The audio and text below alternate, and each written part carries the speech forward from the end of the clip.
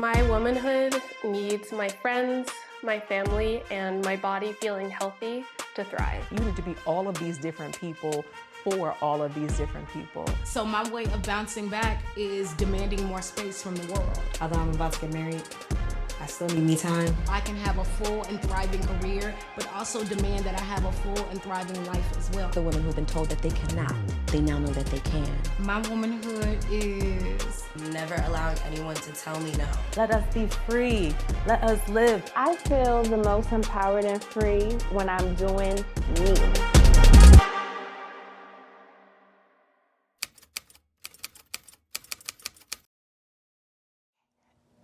My name is Alicia Williams, and my HER story is my testimony. I'm an intercessor. I intercede on behalf of others. You know, I'll stand in there and intercede for someone to be healed, financial freedom. And 2019, I was diagnosed with cancer, breast cancer. And at first, I was distraught because it was like, here it is. I stood for everyone else for their healing, and here it is. Now, I needed healing. But once I got through that, I knew I was gonna be okay. Because in order for me to believe for somebody else's healing, I had to be healed. And it showed me how powerful my God is, how powerful prayer is. And I could withstand anything. I made it through that.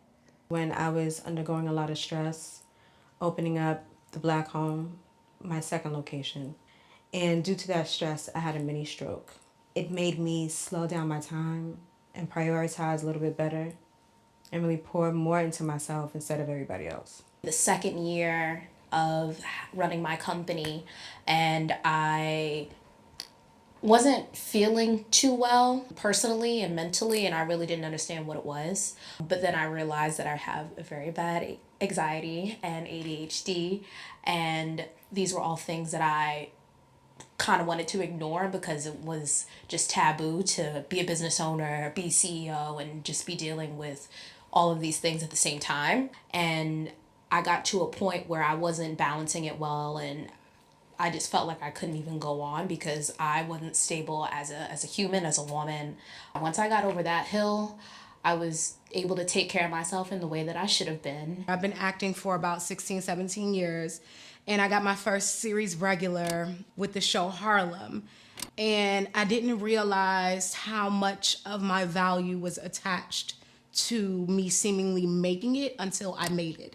I realized that I had been replacing areas where I should have been loving myself with tangible things. And I think it's partially, again, becoming a woman in Los Angeles where everyone asks you how you're doing and it actually means what you're working on. And so I put all of my traumas and ignored everything and put it into chasing a career. Everything else I had been compartmentalizing and shutting down kind of came flooding, and I had to realize I gotta make this before I can't let everything else make me.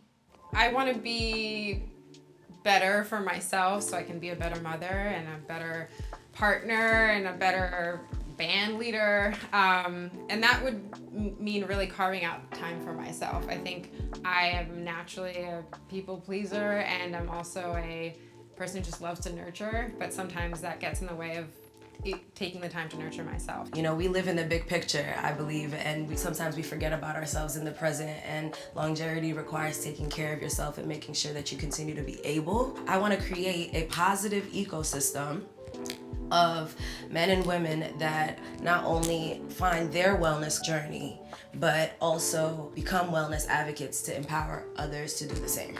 No one is coming to save us. Through time and experiences and wisdom, I've really came to understand that everything in my life is dependent solely upon me. My joy, my happiness, my success, my mental wellness, everything is dependent upon me and the decisions I make from day to day.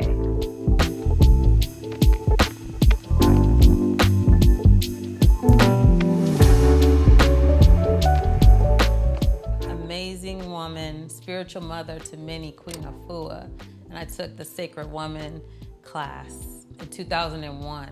Diving into my spirit bag, carrying those teachings with me from then till now. It's incredible, it's invaluable, it's gotten me through some times. Something that I took into my life with me is being a dancer, but also being in a melting pot of people on an Army base and just learning to love different things. I became a child who loved Betty Davis, Tina Turner. My favorite singer at the time was Cyndi Lauper. So, you know, I'm a daughter of a lot of different things. So I'm that nerdy kid growing up. For me, the artists that I looked up to at the time were people like Avril Lavigne, and now that translated into artists like Tierra Whack and Doechii, who kind of embody that awkward black girl aesthetic and show that, like, that is beautiful, that is awesome. The female author that has influenced my perspective is Zora Neale Hurston. She was a documentarian. She documented Black people during a time that we were seen as less than. We weren't seen as human. And she was able to go into these rural areas and tell our stories. She was able to document one of the last slaves to come on a ship in the 1800s. He was able to tell her that story, and that's in the book Barracoon. That book was banned from being published for 70, almost 80 years before we were able to read it.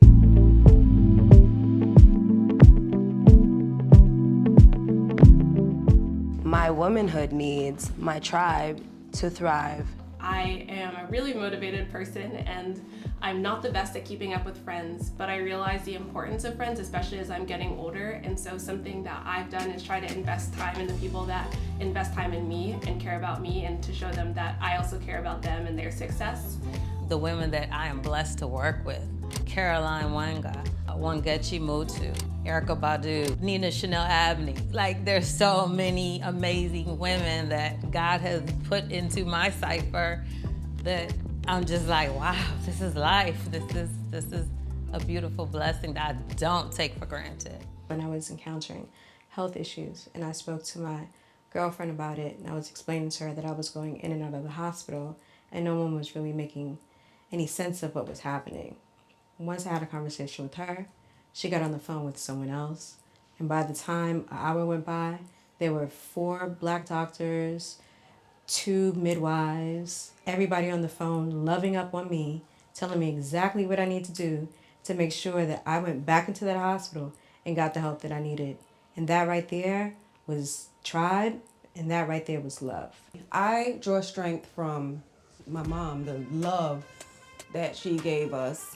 When you had that love, you could just conquer anything and everything. My mom has been there for me through thick and thin. She was the one who convinced me to apply to Harvard for business school.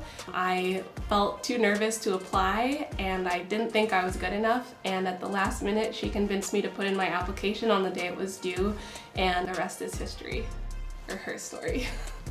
My mother is one of the most inspiring beings on this planet. By the age of 21, she had 2 children with no father figure, and she raised us to be powerful, loving, faith-filled, soft, in the midst of also being strong. I'm inspired by my mom, of course. She is my Wonder Woman. She raised me and my sister, single mom. I've learned resilience, I've learned strength. She truly let me be who I wanted to be at any time. I came to New York, I had nowhere to stay, and just ended up in the shelter system. It humbled me to the point where I wanted to get things done. When I came here, it was to focus on, you know, getting my master's. That was the segue into like where I am right now. Women who are mothers and the million jobs you have, and nobody cares that you're a mother, you still need to get that job done. Being a mother to a 2-year-old is a beautiful challenge, but it has changed my life in the best way. My body changed, my mind changed, my community changed, just my everything changed. But I think I've just bounced back by going for it. The #1 honor in my life was giving birth to my son, booking my entire tour myself and touring for at least 8.5 months on my own after being told that all I needed to do is sit back at home, be concerned about my marriage and have my baby. I got in my Volkswagen Beetle and I toured for 8.5 months until my belly hit the steering wheel. and I made my own HER story.